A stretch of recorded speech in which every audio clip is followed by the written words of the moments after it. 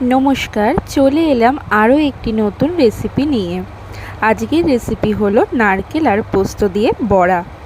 এই রেসিপিটি করার জন্য আমি প্রথমেই নিয়ে নিয়েছি নারকেলগুলোকে ছোট ছোট করে টুকরো করে নিয়েছি আর দিয়ে দিয়েছি এর মধ্যে দুটো কাঁচা লঙ্কা।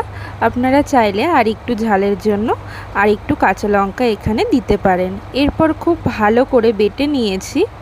আপনারা চাইলে শিলনোড়ায় বেটে নিতে পারেন বা কুড়িয়ে নিতেও পারেন নারকেলটাকে। এরপরে আমি বাইন্ডিংয়ের জন্য দিয়ে দিয়েছি এখানে 1 চামচ কর্নফ্লাওয়ার আর দিয়ে দিয়েছি 1 চামচ ময়দা। কর্নফ্লাওয়ারের বদলে এখানে দেওয়া যেতে পারে 1 চামচ চালের গুঁড়ো। এরপরে এর মধ্যে দিয়ে দিয়েছি পরিমাণ মতন লবণ, অল্প একটু হলুদ আর খুব সামান্য চিনি। যেহেতু নারকেল মিষ্টি হয় সেই জন্য আমি এখানে খুব সামান্য পরিমাণেই চিনিটা ব্যবহার করেছি। তারপরে খুব ভালো করে মেখে নিয়েছি। আমার মিশ্রণটি একটু পাতলা লাগছিল, তাই জন্য আমি বাইন্ডিংয়ের জন্য আরও 1 চামচ এখানে ময়দা মিশিয়ে নিলাম। খুব ভালো করে এবারে মেখে নিলাম। একদম টাইট করে মাখিনি, তবে খুব পাতলাও মিশ্রণটি হবে না, তাহলে বড়াগুলো ভেঙে যেতে পারে। এই রকম অবস্থায় এলে এগুলোকে গোল গোল করে নিতে হবে। ভালো করে গোল গোল করে তারপরে এগুলোকে চ্যাপ্টা চ্যাপ্টা করে শেপ দিতে হবে। আপনারা আপনাদের পছন্দ মতনও এখানে যেরকম ইচ্ছা সেরকমভাবে বড়াগুলোকে গড়ে নিতে পারেন।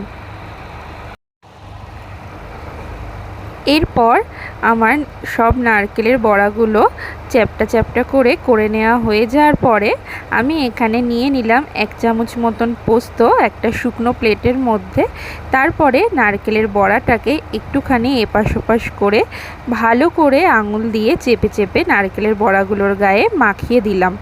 একটু চেপে চেপে দিতে হবে, তা না হলে কিন্তু তেলে ভাজার সময় পোস্তদানাগুলো তেলের মধ্যে পড়ে যাবে। একটু ভাজার সময় হয়তো তেলের মধ্যে পড়ে যেতে পারে, তবে ভালো করে চেপে চেপে দিলে এটা খেতে খুব সুন্দর লাগে, ওপর দিয়ে পোস্তদানাগুলো ভাজা ভাজা হয়ে গেলে। তেলটা প্রথমেই আমি হাই হিটে গরম করে নিয়েছি।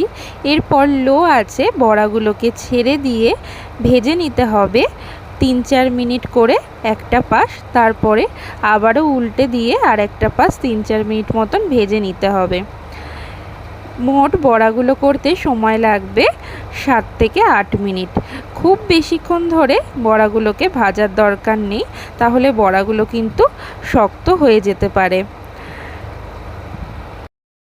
নারকেলের বড়া করার জন্য নারকেলের যে পেস্টটা তৈরি করতে হয় সেক্ষেত্রে কিন্তু একদমই অল্প পরিমাণ জল দিয়ে নারকেলের যে পেস্ট সেটাকে তৈরি করে নিতে হবে, বা বাটার সময় খুবই অল্প পরিমাণে জল দিতে হবে। কোরানোর ক্ষেত্রে এই সমস্যাটা হবে না, তবে অনেক নারকেল শুকনো থাকে, আবার অনেক নারকেল টাটকা অবস্থায় একটু আর্দ্র থাকে। সেক্ষেত্রে একটু বুঝে আমাদের ময়দা আর কর্নফ্লাওয়ারটা মেশাতে হবে। ব্যাস এইভাবেই রেডি হয়ে যাবে আমাদের নারকেলের আর পোস্তের বড়া। এটা গরম ভাতের সাথে খেতে খুবই ভালো লাগে, এছাড়াও শুধুও খাওয়া যায়। গরম গরম পরিবেশন করলে এটাকে খেতে অসাধারণ লাগে। আমার ভিডিওগুলো কেমন লাগছে জানাবেন। যদি ভালো লেগে থাকে তাহলে শেয়ার করে দেবেন আর আমার চ্যানেলের পাশে থাকবেন। ধন্যবাদ পুরো ভিডিওটি দেখার জন্য।